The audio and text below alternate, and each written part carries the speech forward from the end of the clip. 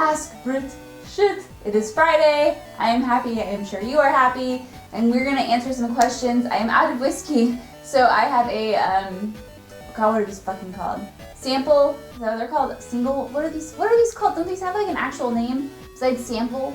I don't know. But I have one of these that I got for Christmas from someone, my parents maybe, I don't know, and I just realized that I had it, so this is what we're gonna work with today. Oh yeah. It's not focusing.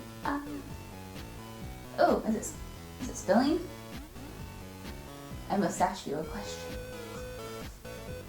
That literally just went down my shirt. Well played!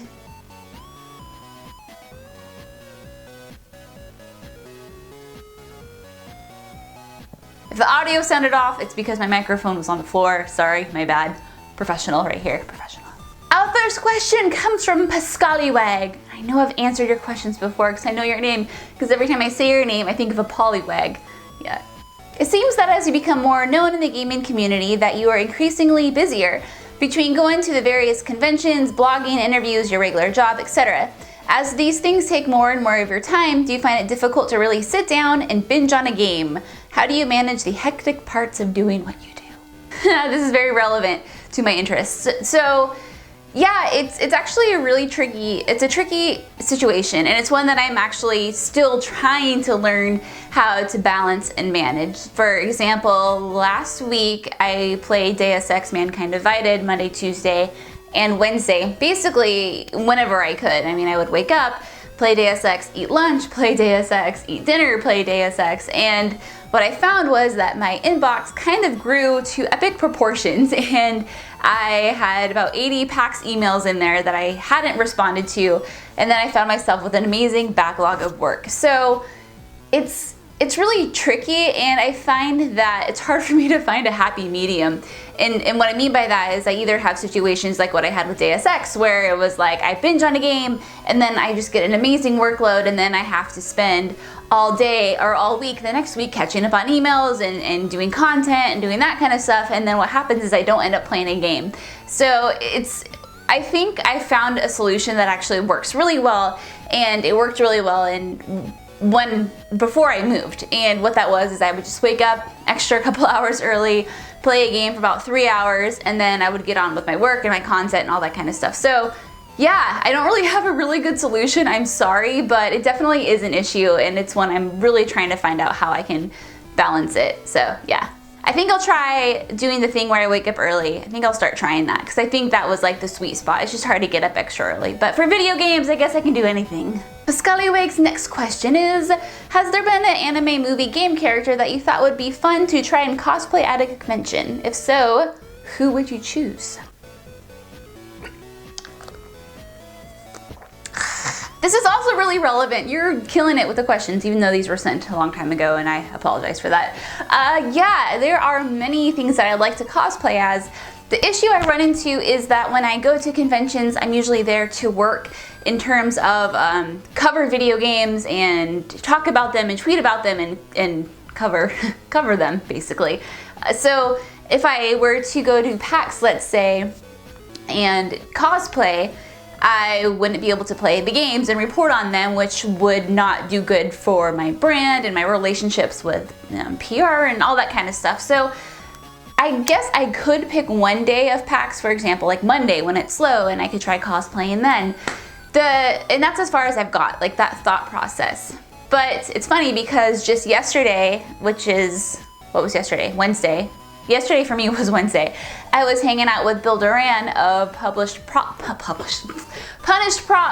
and him and his wife are just fucking insanely talented in the stuff they make, and they do cosplay and props, and geez, I'm very impressed. So he actually helped me make something really cool, and there's gonna be a video on that coming up in about a week and a half.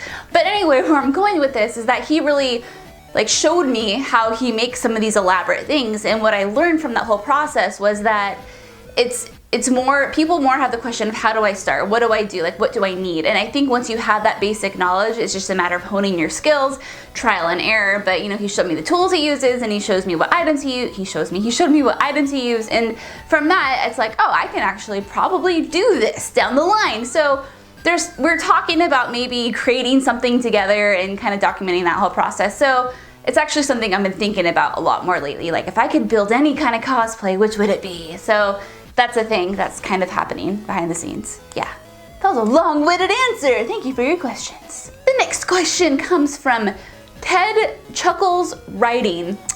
So next question for your Ask Britt Shit video. What was the first game you've ever beat? Or you have ever beaten? You know, unfortunately, I don't have like a very distinct like memory of me beating my first game. If I had to take a guess though, it would have to be, I don't even have a fuzzy memory of me beating my first game. It was either Donkey Kong Country, Super Mario World, could have even been Minnie and Mickey's Circus. I don't remember the exact name of it. It was a Minnie and Mickey game on Super Nintendo, co-op, side-scroller, platformer / action-y game. Really, really cute, and it's one of my favorite Super Nintendo games. My dad and I played that a lot. So I'm assuming that my first beaten game would have been one of those three, and those were ones that I played with my dad, and at the time I was 5, so I wasn't like super, oh, I don't think I played Donkey Kong Country and Minnie and Mickey till I was older. I don't know, my first video game was Super Mario World. I got that when I was 5, and so likely it would have been Super Mario World, but I don't know for sure. Pretty sure though it would have been a Super Nintendo game.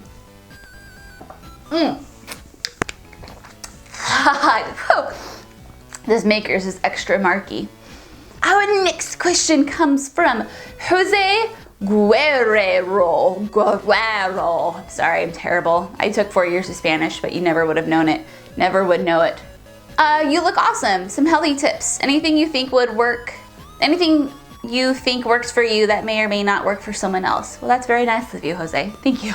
Yeah, actually, this is another very relevant topic to discuss on this video. So when it comes to my genetics, I actually have a pretty tough uphill battle. It's very easy for me to gain weight, and it's very easy for me to kind of just poof out of it. And I love food, I can't deny it, I really do.